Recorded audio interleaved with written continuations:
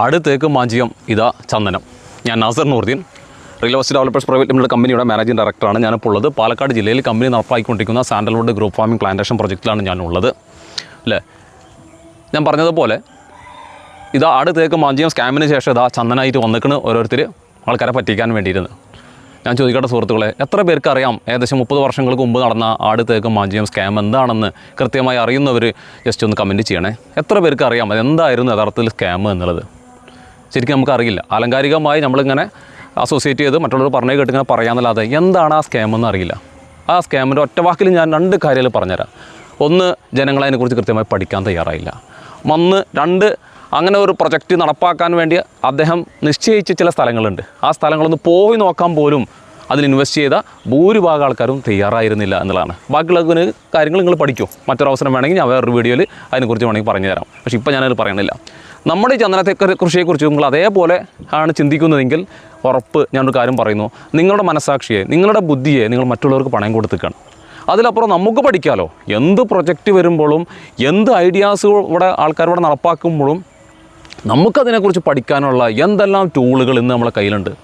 എന്തിനാണ് മറ്റുള്ളവരുടെ പിന്നാലെ അല്ലെങ്കിൽ മറ്റുള്ളവരുടെ അഭിപ്രായങ്ങൾ കേട്ടുകൊണ്ട് നമ്മൾ നിൽക്കേണ്ട ആവശ്യം എന്താണ്? നമുക്ക് പഠിക്കാമല്ലോ. നമുക്ക് പഠിക്കാം, വന്ന് കാണാം, ബോധ്യപ്പെടാം. ആ ബോധ്യത്തിൻ്റെ അടിസ്ഥാനത്തിൽ മാത്രമേ തീരുമാനിക്കുക. ആ തീരുമാനം ആ വ്യക്തിയോടത് മാത്രമായിരിക്കും എന്നുള്ളത് ദൃഢമായ ഒരു തീരുമാനം നമ്മൾ എടുക്കാൻ നമുക്ക് സാധിക്കുക എന്നുള്ളതാണ്. എല്ലാവരെയും ബോധ്യപ്പെടുത്തിക്കൊണ്ട് നമ്മുടെ ജീവിതത്തിൽ ഒരു തീരുമാനം നമുക്ക് എടുക്കാൻ കഴിയില്ല. അതുകൊണ്ട് തന്നെ സാൻഡൽവുഡ് പ്ലാന്റേഷൻ പ്രൊജക്റ്റിലേക്ക് വരണമെന്ന് നമ്മൾ നിർബന്ധമായി ഒരാളോടും പറയില്ല. നിങ്ങൾക്ക് കൃത്യമായി ബോധ്യപ്പെട്ടിട്ടല്ലാതെ ഒരാളും തന്നെ ഇത് കാണാൻ പോലും വരരുത് എന്നുള്ളതാണ് ഞങ്ങൾ പറയാറ്. നിങ്ങൾക്ക് കൃത്യമായി ബോധ്യമുണ്ടോ, പഠിക്കണമെന്ന് ആഗ്രഹമുണ്ടോ, മനസ്സിലാക്കണമെന്നും ഈ പ്രൊജക്റ്റിൻ്റെ പങ്കാളിയാവണമെന്നും ഒക്കെ നിങ്ങൾക്ക് ആഗ്രഹമുണ്ടോ, നിങ്ങൾ വിളിക്കൂ, വരൂ.